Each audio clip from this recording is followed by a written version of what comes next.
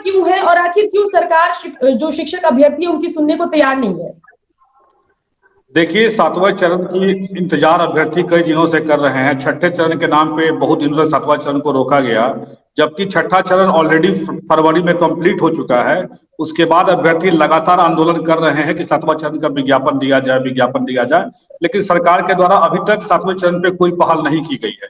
यहाँ तक कि जब आंदोलन चल रहा था जुलाई के समय में, तो खुद अपर मुख्य सचिव ने ट्वीट करके जानकारी दिया था, एक प्री मैच्योर शेड्यूल दिया था कि इस तारीख को हम विज्ञापन निकाल देंगे, इस तारीख को हम आवेदन लेंगे। एक प्री मैच्योर शेड्यूल दिया गया था आंदोलन के बाद, लेकिन उसके बाद फिर से अभ्यर्थियों को ठगा गया और प्री मैच्योर शेड्यूल को कोई फॉलो नहीं किया गया है। अभ्यर्थी लगातार फिर उस मांग को लेकर सचिवालय के दौरा करते रह गए, लेकिन कोई सुनने को तैयार नहीं है। कभी कोई कहेगा सरकार बदल गया, कभी कोई नियमावली का हवाला देगा, कभी कोई हवाला देके किसी तरह से बहाली को रोका जा रहा है और अभ्यर्थी फिर अब धरने में बैठे हुए हैं। अब लगातार आमरण अनशन पे भी बैठ चुके हैं।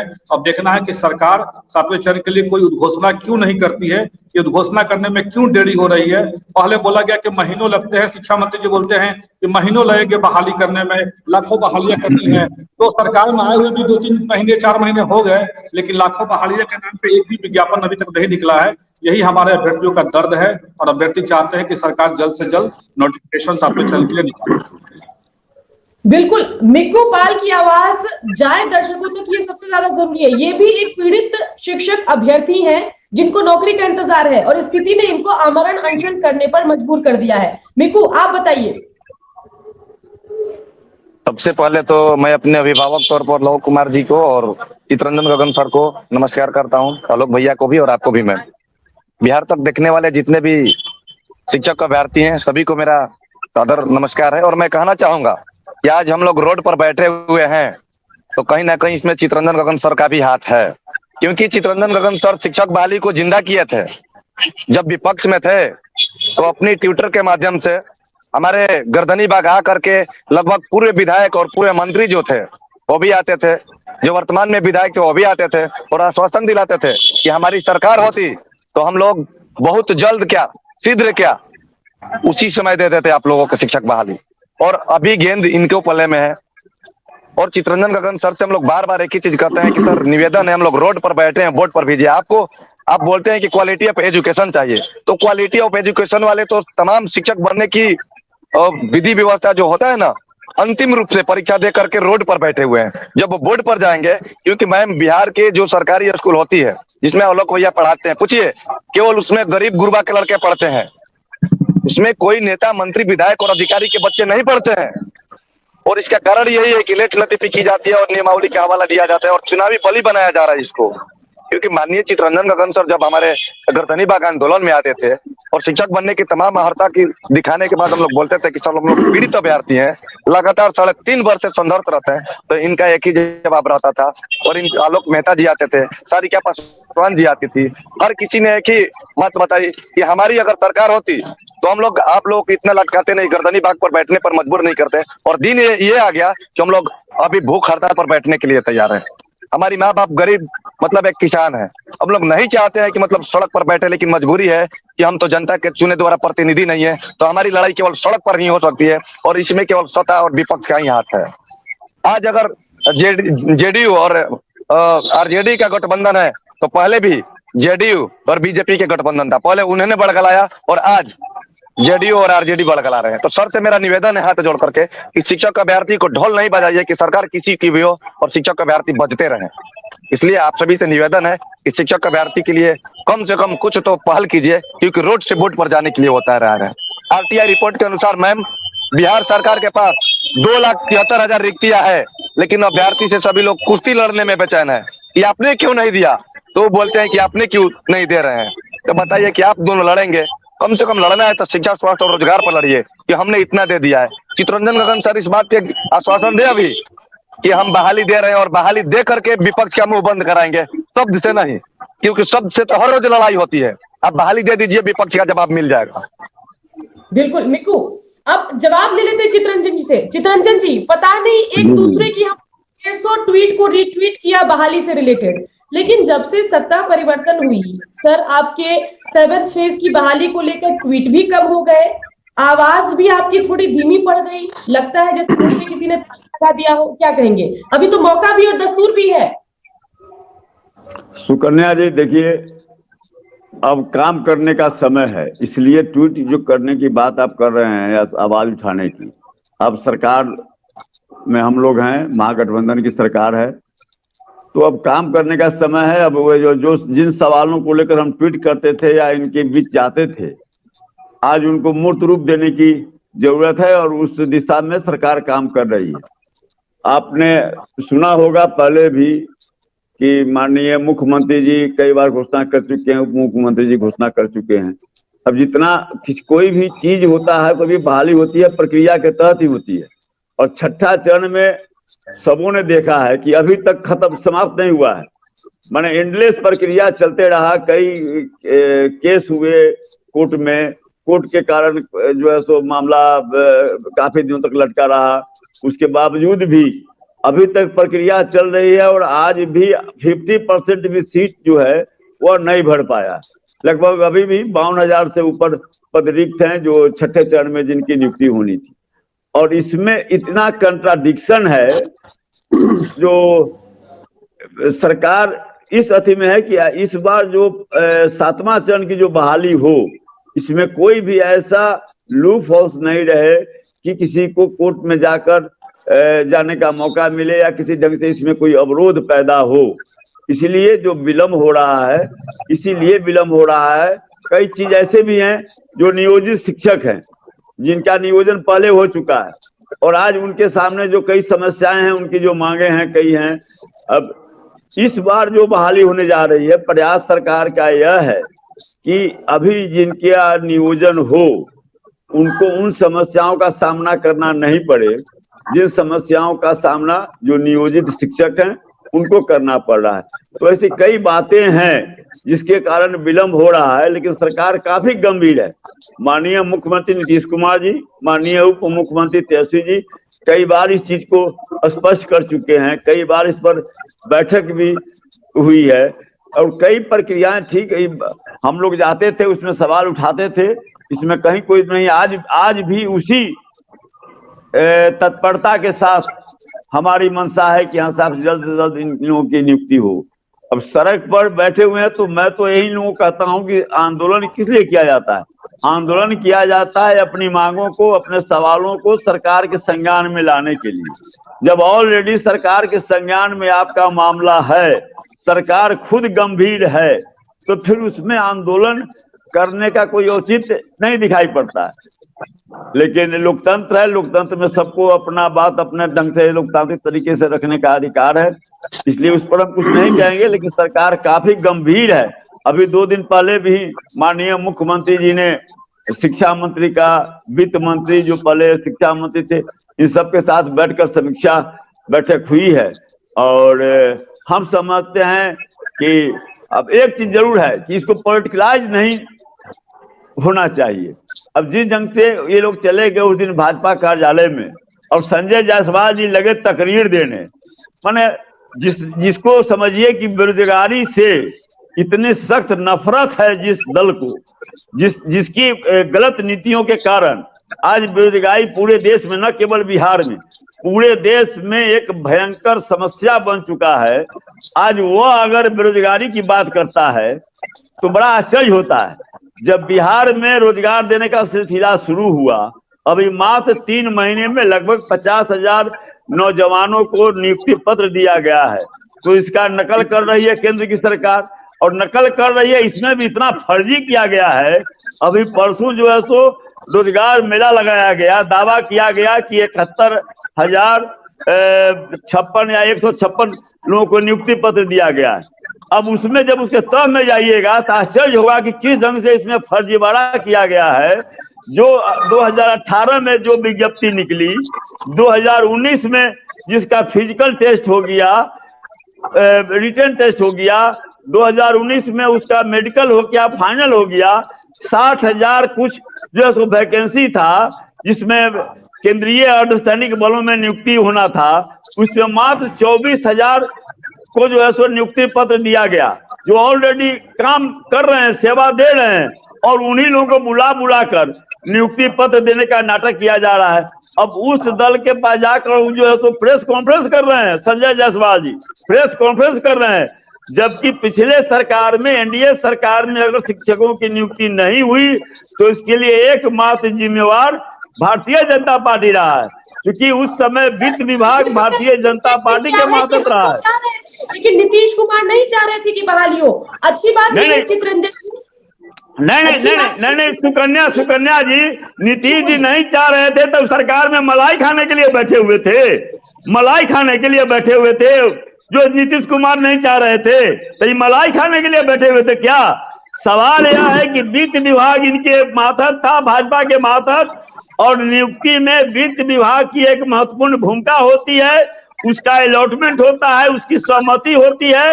वित्त विभाग है, विधि विभाग है, इन सारे विभागों से क्लियरेंस के बाद ही नियुक्ति की प्रक्रिया आगे बढ़ती है। तो इसलिए वह झूठ बोल रहे हैं, आज जो है सो नीतीश कुमार पर आरोप लगा रहे हैं, जबकि इसके लिए सीधा जिम्मेवार भाजपा है। कभी जो है चाहती नहीं है, वह तो जो है सो केवल दूसरे मुद्दों पर, वह जो है सो हिंदू मुस्लिम पर, उर्दू हिंदी पर वोट देती है। उसको क्या मतलब है महंगाई से, उसको क्या मतलब है बेरोजगारी से? सर ठीक है, बीजेपी आरजेडी जेडीयू ज्यादा नहीं करेंगे। अच्छी बात यह है कि आपने कहा कि भाई हम अब काम करने की मोड में आ गए हैं, तो हम ट्वीट क्यों करें, मांग क्यों करें, हमारा काम पर ध्यान है, ये अच्छी बात है। और ये भी दिखाता है कि आप अभी भी डिटरमिन्ड हैं इन शिक्षक अभ्यर्थियों की बहाली को लेकर। तो आपने तो अपना पक्ष रखा, जेडीयू का पक्ष सुन लेते हैं। लव जी, छठे चरण की बहाली को लेकर ऐसे ही हम, आप, चित्ररंजन जी और आलोक बैठे थे और उस समय साथ में हमारे 7th फेज की बहाली का इंतजार कर रहे शिक्षक गण थे। अब माफ कीजिएगा 6th फेज की बहाली वाले थे। अब हमारे साथ 7th फेज की बहाली वाले बैठे हैं, साथ में आलोक जी भी हैं, चित्ररंजन गगन भी है, आप भी हैं। आप कॉमन है, उस वक्त भी आपको करना था, अब भी आपको करना है। नीतीश मुख्यमंत्री है बिहार की, कोई डेडलाइन, कोई टाइमलाइन आपने सोचा है? कुछ जवाब लेकर जाएंगे यहाँ से शिक्षक अभ्यर्थी? सुकन्या, पिछली बार हम लोग बैठे थे, उसमें से आलोक जी आज स्कूल के बोर्ड पर बैठे हैं, रोड पे नहीं है, बोर्ड पे हैं। मैं पाल जी को भी आश्वस्त करता हूं कि ये भी बहुत जल्द बोर्ड पर होंगे, रोड पर नहीं रहे। रोड पर तो मैं अभी भी आग्रह करता हूं, ठंड का समय है, ये लोग अपना, सरकार पूरी तरह से संवेदनशील है, ये रोड पर से अपना, जो ये रोड पर बैठे रहता है। और मुख्यमंत्री जी, माननीय मुख्यमंत्री जी खुद ही बहुत संवेदनशील व्यक्ति हैं, उनको अच्छा नहीं लगेगा कि हमारे ही नौजवान, हमारे ही छात्र, जिनके लिए आज ये परिस्थितियां आई कैसे सुकन्या? छठे चरण की बहाली में बहुत सारा विलंब हुआ, कोर्ट में बहुत सारे केसेज हुए, वो अलग बात है। लेकिन आज जब हमने सत्ता संभाला था सुकन्या, तो बिहार में सिर्फ 50,000 विद्यालय थे, विद्यालयों की संख्या 75,000 हुई। हमने 77,000 विद्यालयों की संख्या की, सीट क्रिएट हुए, लोगों के लिए संख्या बढ़ी। 36,000 मात्र शिक्षक थे, आप देखना उठाकर। आज शिक्षकों की संख्या 4 लाख के आसपास पहुंच जाएगी। हम काम करते हैं सुकन्या, एक दिन में 5200 विद्यालयों को उत्क्रमित किया हमने, 5200 विद्यालयों को उत्क्रमित किया तो सीटें क्रिएट हुई। आज हमारे अभ्यर्थी इतने, आज 1 से 1.25 लाख लोग अगर इंतजार में हैं, तो इसलिए कि हमने उतना जॉब क्रिएट किया है। नीतीश को कोई भी काम करने में समय तो लगता है, इसमें कहीं दो मत नहीं है, लेकिन बिहार में जब एक शिक्षक पर 122 विद्यार्थी थे सुकन्या, अगर मैं गलत बोल रहा हूँ तो टोकना, आज वो संख्या 1 पर 37 आ गई है, और उस संख्या को इनकी बहाली के बाद हम लोग 1 पर 30 ले जाएंगे। राष्ट्रीय औसत से भी नीचे ले जाना हमारा लक्ष्य है। और हमारे माननीय मुख्यमंत्री जी ने निर्देशित किया है, 2 दिन पहले ही बुलाकर सारे अधिकारियों को, प्रधान सचिव से लेकर शिक्षा विभाग के मंत्री को और वित्त मंत्री को, चित्ररंजन भाई बोल रहे थे, बहुत अच्छा चीज बोल रहे थे, वित्त मंत्री ही मुख्यमंत्री के बाद एक ऐसा पद है जिसमें सभी विभागों को समीक्षा करने का अधिकार है। कल भी मैंने बोला था, परसों भी इस बात को बोला था मैं, कि वित्त मंत्री रहते हुए कोई जिम्मेवारी से नहीं भाग सकता। मैंने सुशील मोदी जी को भी तुम्हारे आज तक पे इस बात का जवाब दिया था, थोड़ा सा पिंच भी हुआ था उनको, कि सर आप जब वित्त मंत्री थे, अकेला वित्त मंत्री है जो सभी विभाग की समीक्षा कर सकता है, तो आपने इसको समीक्षा क्यों नहीं किया? ठीक है, छठे चरण की बहाली की प्रक्रिया में अभी बहुत कुछ शिक्षक रह गए हैं, लेकिन फिर भी हमने 46,000 शिक्षकों को नियुक्ति पत्र दिया है। और मैं इनको आश्वस्त करता हूं, आपके चैनल से मैं आश्वस्त किया था और चितरंजन भाई से भी ये आश्वासन के साथ कहूंगा कि हम लोग सामूहिक रूप से सब लोग प्रयास करेंगे और मंत्री जी के पास चल के, क्योंकि आपके डिबेट से सीधे मैं विजय चौधरी जी के घर गया था उस दिन उठकर, क्योंकि दर्द है इनके लिए। हम भी एक किसान के बेटे हैं, नौकरी कैसे पाई जाती है, इसके लिए कितना मेहनत किया जाता है, विद्यार्थी कितना मेहनत करता है, वो हम खुद देखते हैं हमारे ही गांव में। और हम तो बहुत छोटे तबके से, मैं मुखिया रहा हूं 15 सालों तक, मैंने खुद अपने मुखिया के रूप में भी बहाल करके देखा है शिक्षकों को, उनका दर्द समझा है। जब एक घर में एक आदमी की बहाली हो जाती है तो पूरा घर खुशहाल हो जाता है।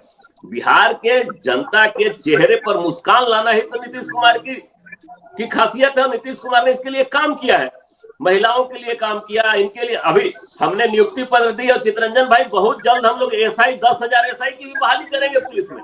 पुलिसों के में भी संख्या बढ़ाना चाहते हैं। हमारी सरकार काम करने में लगी है और काम निश्चित तौर पर, उस दिन चितरंजन भाई हम पर सवाल उठा रहे थे, आज हम लोग जब दोनों साथ हैं तो जल्दी ही हो जाएगा। उस दिन सवाल उठा रहे थे, चितरंजन भाई को ही मैंने जवाब दिया था कि एक चीज मैं बोलूंगी बीच में, बीजेपी वालों को मैंने इसलिए नहीं बुलाया कि मामला जो एनडीए वर्सेस महागठबंधन ना हो जाए। तो बीजेपी वाले नहीं हैं तो आलोक जी के पीछे ब्लैक बोर्ड है, उसका जो है आप क्रेडिट नीतीश जी को दे देंगे, और वीर और इसके अलावा मीकू के पीछे जो है आंदोलन वाला पोस्टर लगा है तो उसका आप बीजेपी पर ठीकरा फोड़ देंगे, ये तो नहीं चलेगा ना सर।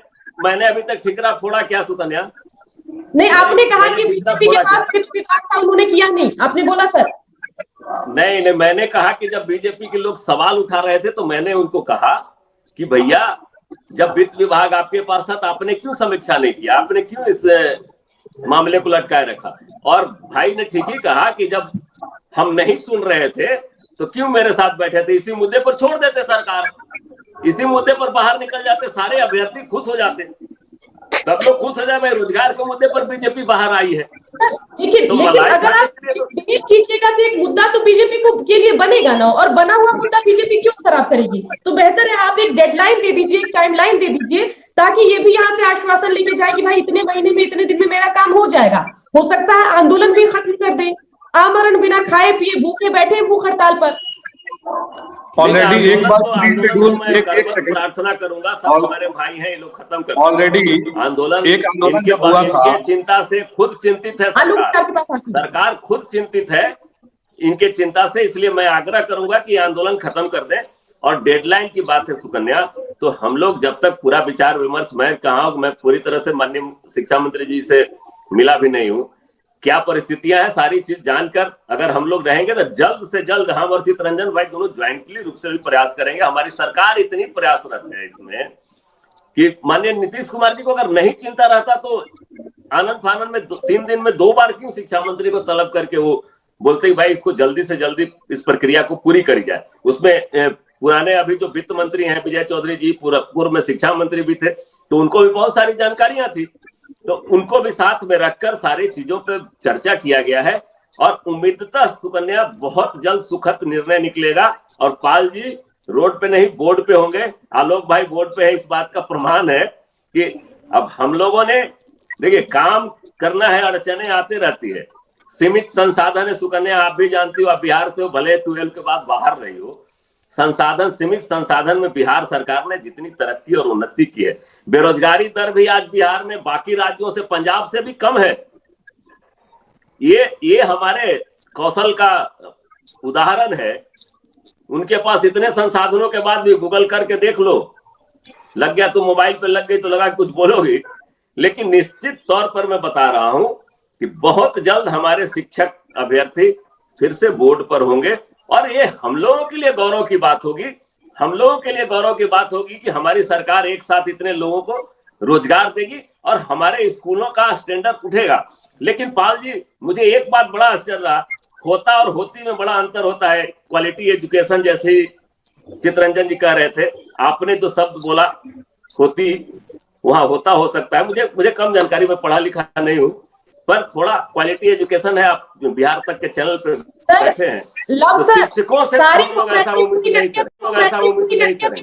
यहाँ बैठे हैं तो इनका वो आप क्वालिटी चेक मत करिए सर, अब क्वालिटी चेक मत करिए। बच्चे हैं आए पढ़ाने के लिए और अपने बिहार में होता होती रा श स की सबको दिक्कत है, उससे कोई बचा नहीं है सर।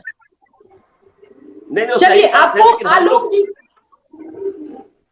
जी, हम आलोक जी चितरंजन कुछ गगन सर से आलोक जी और से बात कीजिए। जी, आप कुछ बोलिए। चितरंजन गगन सर से और लॉ सर से बस हमारा एक ही आग्रह होगा कि सर, इसके पहले भी अभ्यर्थी आंदोलन पे बैठे थे और शिक्षा विभाग के अपर मुख्य सचिव ने खुद ट्वीट करके एक प्री शेड्यूल जारी किया था कि फलाना तारीख से हम आवेदन लेंगे, फलाना तारीख से आप लोग का नियोजन प्रक्रिया शुरू हो जाएगा। तो हम चाहते हैं सर, ज्यादा कुछ हमारी मांग नहीं है, लेकिन अभ्यर्थियों की तरफ से इतना जरूर कहेंगे, कम से कम एक टाइमलाइन बता दीजिए, शिक्षा मंत्री जी प्रेस कॉन्फ्रेंस करके बता दें कि 7वां चरण हम शुरू करने जा रहे हैं 10 दिसंबर से, 15 दिसंबर से, या जनवरी में 10 जनवरी से। कोई एक टाइम फिक्स करके अगर घोषणा कर दे, अभ्यर्थी आंदोलन से उठ जाएंगे। बस उनका बस ये है कि शिक्षा मंत्री अपने मुख से कभी भी यह नहीं बोलते हैं कि हाँ इस तारीख से हम 7वां चरण शुरू करेंगे।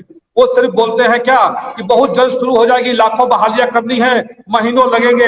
अभी कई महीने हो गए सरकार में आए हुए, लेकिन अभी तक महीने कब खत्म होंगे उस इंतजार के, यही हम लोग को जानना है। अभ्यर्थी यही चाहते हैं कि बस एक शेड्यूल शिक्षा मंत्री जी प्रेस कॉन्फ्रेंस करके दे दे, बस यही अभ्यर्थियों की मांग है।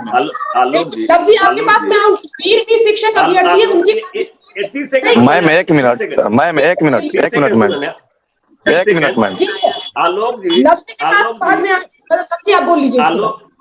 आलोक जी, देखिए पिछली बार की बातें थी, निश्चित तौर पर ट्वीट करके जाहिर किया था, लेकिन सुकन्या बीच में जो त्रासदी हुई, ये कोरोना जैसी महामारी हुई, उसके चलते शेड्यूल में बहुत सारा गड़बड़ हुआ। और मैं निश्चित तौर पर आपको आश्वस्त करना चाहता हूं, फिर थोड़ी सरकार चेंजिंग हुई, उसके बाद परिस्थितियां बदलती है, नए शिक्षा मंत्री हैं, उनको थोड़ा समझने का समय हम लोगों को देना चाहिए। हम पाल जी से हाथ जोड़कर विनती करेंगे, हम किसी के भावना को आहत करने के लिए नहीं है, हम लोग आग्रह करेंगे, निश्चित तौर पर आपके मांगों को पूरी सहानुभूति के साथ सुना जाएगा और आपके बात सुना ही नहीं जाएगा, इसको पूरा किया जाएगा। पाल जी, मैं आपको आश्वस्त करता हूं कि माननीय मुख्यमंत्री जी जो कहते हैं उससे कभी पीछे नहीं हटते।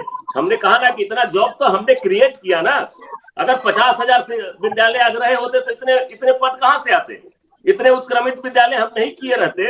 अगर हम 5200 विद्यालयों को एक दिन में उत्क्रमित नहीं किया रहता सुकन्या, तो इतने पद कहां से सृजित होते। हमने पद को सृजित किया उसको भरने के लिए, और हमारा लक्ष्य है कि हम एक विद्यार्थी पर 30 से नीचे ले आए, एक शिक्षक पर 30 से कम विद्यार्थी ले आए। सुकन्या, चलिए, बहुत बहुत आपको शुभकामना आपके लक्ष्य के लिए।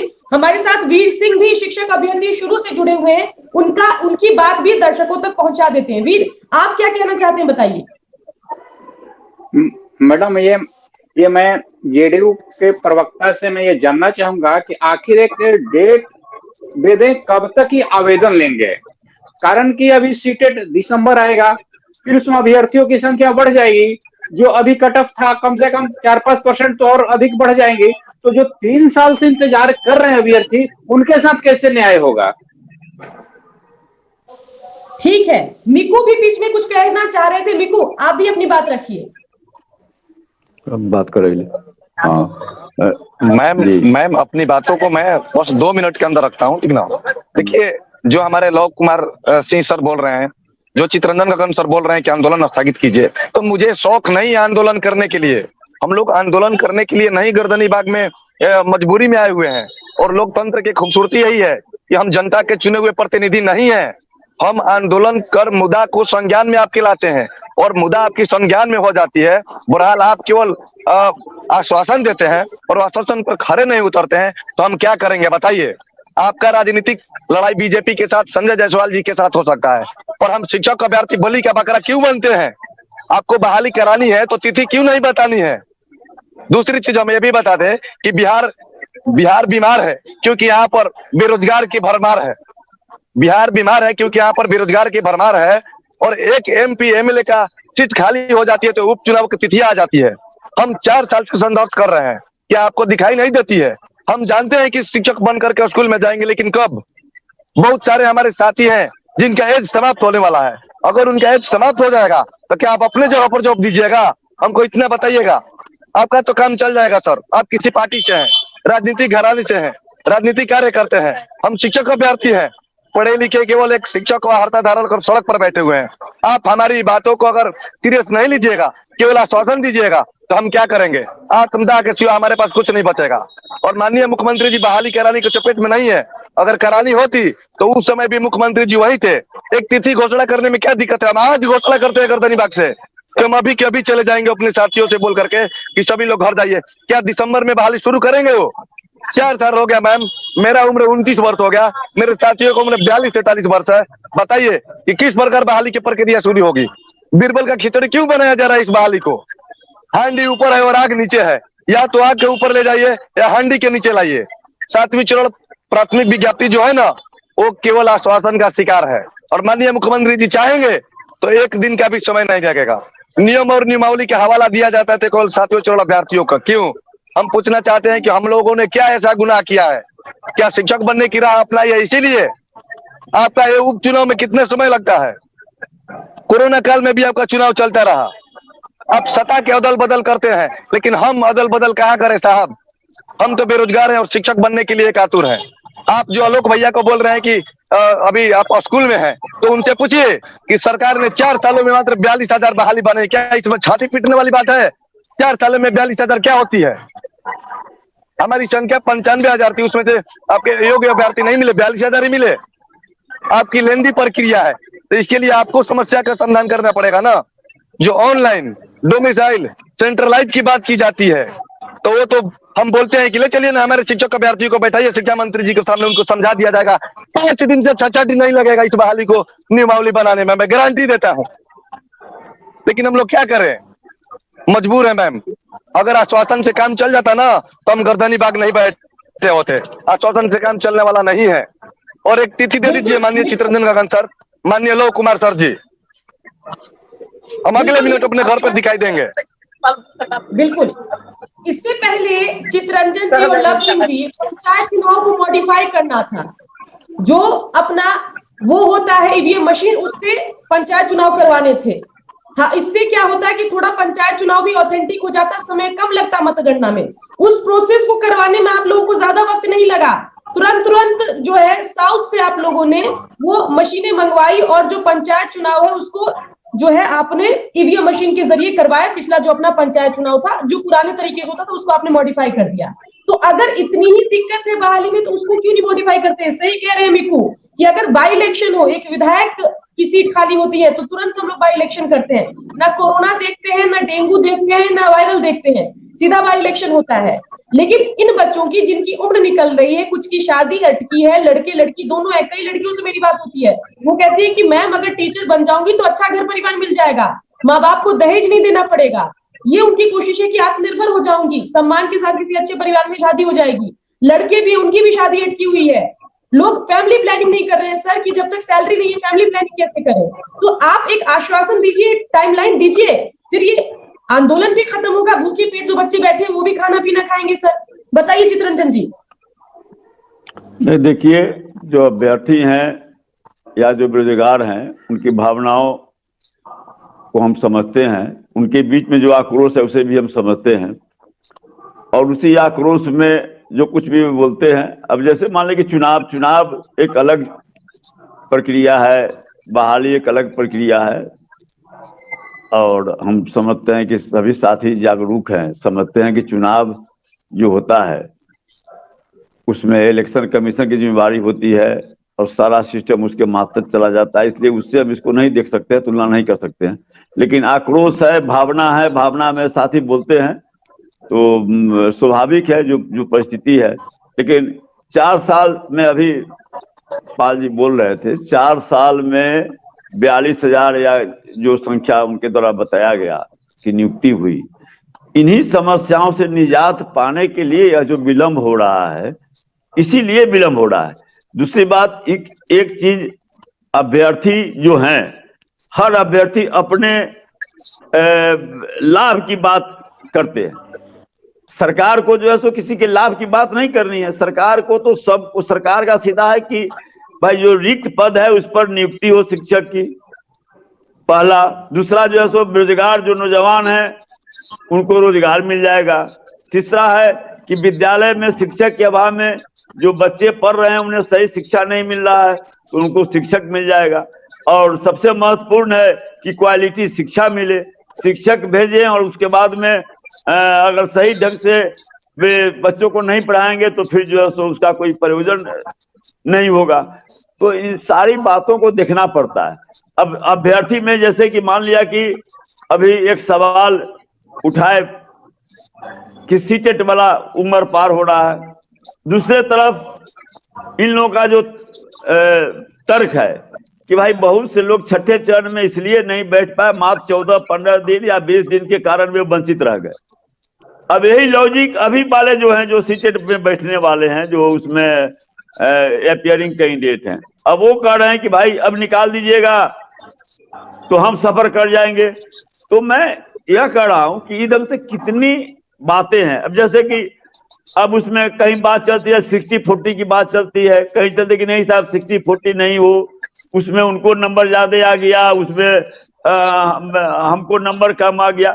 तो इस तरह की कई बातें हैं। तो जो अभ्यर्थी हैं, अभ्यर्थी में इतने कैटेगरीज हैं और सबकी अपनी अपनी समस्याएं हैं और उसके अनुसार वे समाधान उसका चाहते हैं। सरकार तो तटस्थ है, सरकार तो किसी का पक्ष, सरकार को चाहिए कि यहाँ क्वालिटी एजुकेशन हो, नौजवानों को रोजगार मिले, विद्यालयों को शिक्षक मिले, शिक्षकों की बहाली हो। तो इसलिए उन सारे जो कई कैटेगरीज हैं अभ्यर्थी में, उन सब के भावनाओं का ख्याल करते हुए जो राज्य के हित में जो बेहतर होगा, शिक्षा के क्षेत्र में जो बेहतर होगा, उस पर निर्णय लेना है। इसलिए आप जो सोचते हैं, आपका एक पक्षीय सोचते हैं, सरकार को एक पक्षीय नहीं सोचना है। इसलिए विलंब क्या, इसका बहुत सा कारण है। दूसरी बात, प्रक्रिया जो है, बहुत से लोगों का कमेंट आता है कि पहली कैबिनेट में, तो पहली कैबिनेट में क्या, पहली कैबिनेट के पहले आप इस चीज को समझिए, पहली कैबिनेट की बैठक के पहले जो है सो जब 10 तारीख को माननीय मुख्यमंत्री जी और माननीय उप मुख्यमंत्री का शपथ ग्रहण हुआ है, 15 अगस्त को माननीय मुख्यमंत्री जी ने गांधी मैदान में घोषणा किया था और जिस दिन शपथ लेने के दिन ही तेजस्वी जी ने घोषणा किया था। लेकिन आप प्रक्रिया को बारीकी से समझिए, जब हम सरकार में है तब हमको वह समझने का मौका मिला। नहीं, मैं बता रहा हूँ, मैं सरकार में हूं तब मैं भी जब विपक्ष में था, मैं जब सरकार में मेरी पार्टी नहीं थी, हमने इतना नजदीक से इसको नहीं देखा था, तो मैं भी यही समझ रहा था। लेकिन अगर किसी प्रस्ताव में अगर केवल हर्षिकार और द्विकार में अशुद्धि होती है तो उसको शुद्ध करने में 1 सप्ताह समय लग जाता है। जो प्रक्रिया है, फाइल फिर वहां से ऊपर से सिक्योरिटी से फिर जाएगा सेक्शन में, सेक्शनल हेड होते हुए डीलिंग क्लर्क के यहाँ, वहां से फिर बढ़ेगा। तो प्रक्रिया को हम नजरअंदाज नहीं कर सकते हैं। और बड़ी बात यह है कि प्रक्रिया में थोड़ा सा भी कहीं भी अगर लूप होल्स होगा तो जैसा मैंने कहा, इतने कैटेगरीज हैं इस शिक्षक अभ्यर्थी में कि जैसे दूसरे को मौका मिल जाएगा तुरंत जाकर वह कोर्ट में चैलेंज कर देगा, मामला लटक जाएगा। विलंब का कारण यह है, और कहीं मंशा में, नियत में कहीं से भी लेस मात्र भी इसमें कोई इफ बट नहीं है। माननीय मुख्यमंत्री जी हो, माननीय उप मुख्यमंत्री जी हो, माननीय शिक्षा मंत्री जी हो, या महागठबंधन का सरकार हो, या महागठबंधन में जो शामिल दल हैं, मैं ही नहीं, अब कल की माले के साथ ही आप क्या जाते थे, महागठबंधन में शामिल हैं, क्या उनकी बेचैनी नहीं है? मेरी बेचैनी नहीं है। मैं लव जी भले ही नहीं जाते होंगे क्योंकि सरकार में थे, लेकिन मैं तो जाता था और मैंने लोगों को वहां भेजते भी थे, हम अपने विधायक को, अपने नेता को भेजते थे, ट्विटर पर हो या जो भी अभियान चलता था उसमें शामिल रहते थे। तो आपसे कम बेचैनी और दर्द मेरे दिल में नहीं है, सो बात नहीं है। लेकिन जो सिस्टम है, उस सिस्टम को हम बाईपास नहीं कर सकते हैं। थोड़ा भी अगर बाईपास करने का कोशिश होगा जी सर, इस बहाली को जो आप बोल रहे हैं नियम और नियमावली, क्योंकि कैटेगरी अभ्यर्थियों को अलग है, कोई कैटेगरी नहीं है। आप बहाली दीजिए, नियमावली कोई लगाइए। बहाली को नियमावली का हवाला दे करके, सर 1 मिनट, हमने आपको बातों को बहुत प्रमुखता से सब सुनी है। और एक चीज हम कहना चाह रहे हैं कि आप जो नियमावली का हवाला दे रहे हैं, तो नियमावली कोई भी लगाइए, लेकिन बहाली सीधे दीजिए। अगर बाद में देते हैं 60-40 लगाइए, कोई दिक्कत नहीं है। अगर बाद में देते हैं तो नए सीटेट शामिल होंगे, और जो 4 साल 3 साल पहले सीटेट पास करके बैठे उनको क्या होगा? और जिस चित्ररंजन का तरफ से बात है, आपसे एक और बात है मेरा, लव कुमार सर कह रहे हैं, सर लव कुमार सर कह रहे हैं कि रहा रही में फर्क, तो ये चीज शिक्षा मंत्री जी को समझना चाहिए, क्योंकि वो हमारे राज्य के शिक्षा मंत्री हैं। उनको चीन पाकिस्तान दिखाई देता है कि चीन को और पाकिस्तान को बहाली नहीं देंगे। बहुत सारी चीजें हैं जिनको लगता है तो अब हम कहना चाहेंगे कि भारत को संविधान में शिक्षा मंत्री जी जो बने हैं उनका भी योगदान एक होना चाहिए ना, कि नहीं होना चाहिए? वो तो प्रोफेसर है, उनको शब्दों को मर्यादा को ख्याल रखना चाहिए कि हम क्या बोलने जा रहे हैं। और आंकड़ा जो आप बोल रहे हैं, माननीय तेजस्वी जी ने 10 लाख का आंकड़ा दिया था, नीतीश जी ने 10 लाख और बढ़ा दिया 20 लाख, लेकिन मिला कितना? इस आंकड़ा को घटाइए ना, काम को घटाइए, घटाइए, बढ़ाइए नहीं। विषयांतर नहीं है। देखिए, गंभीर विषय पर चर्चा हो रही है, विषयांतर नहीं है। जैसे आपने कहा ना, मैंने कहा कि जैसे जिस प्रकार माने जो अभी अभ्यर्थी हैं उनका कहना है कि मैं 15 दिनों से पिछड़ गया, छठा चरण में मैं इसलिए मुझे मौका नहीं मिला क्योंकि एक डेट तय हो गया और उसके बाद मेरा रिजल्ट निकला। तो इसी ढंग से देखिए, इसी आप लोगों को मैं बराबर कहता हूं कि कंट्रोवर्शियल बात आप नहीं रखिए। कंट्रोवर्शियल बात रखने से आप जब रखते हैं तो उसका आप पर निगेटिव असर पड़ता है। आप जब यह कर रहे हैं, एक तरफ जब आप यह कर रहे हैं कि मैं 15 दिन के कारण मैं सफर कर गया, मुझे मौका नहीं मिला छठा चरण में, तो अब